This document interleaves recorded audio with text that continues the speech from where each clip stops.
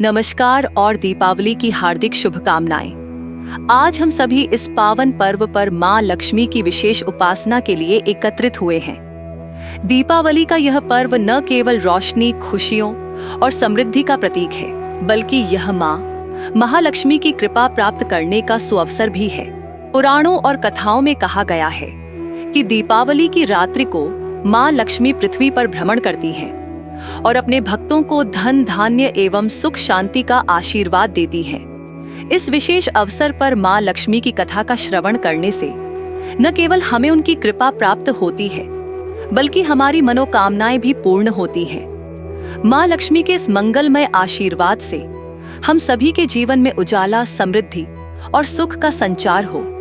आइए श्रद्धा और भक्ति के साथ महालक्ष्मी की कथा का प्रारंभ करें, ताकि उनके आशीर्वाद से हमारे जीवन का हर अंधकार दूर हो और उज्जवल भविष्य का मार्ग प्रशस्त हो। ओम महालक्ष्म्यै नमः। पुरातन काल में एक निर्धन ब्राह्मण परिवार था।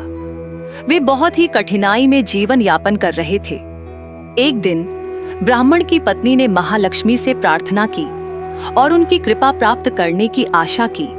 उसकी भक्ति से प्रसन्न होकर देवी लक्ष्मी स्वयं उसके सपने में आईं और कहा, मैं तुम्हारे घर आना चाहती हूँ, किंतु तुम्हारे घर का द्वार तोड़ना होगा। यदि तुम इसे सहन कर सको तो मैं तुम्हारे घर आऊंगी और तुम्हें धन धान्य से परिपूर्ण कर दूंगी। अगले दिन ब्राह्मणी ने अपने पति को देवी लक्ष्मी का स्वप्न सुनाया, लेकिन उसका पति दरवाजा तोड़ने के पक्ष में नहीं था।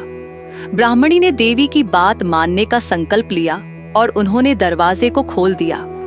महालक्ष्मी उनके घर आईं और उन्होंने उस परिवार को अपार संपत्ति और समृद्धि का आशीर्वाद दिया। इस कथा का उद्देश्य यह समझाना है कि देवी लक्ष्मी की कृपा प्राप्त करने के लिए उनके स्वागत की सच्ची भावना, शुद्धता और सेवा भाव आवश्यक है। साथ ही ये कथा हमें यह शिक्षा देती है कि यदि हम अपने मन और घर को स्वच्छ रखते हैं और अपने कर्मों में पवित्रता बनाए रखते हैं, तो महालक्ष्मी का आशीर्वाद अवश्य मिलता है।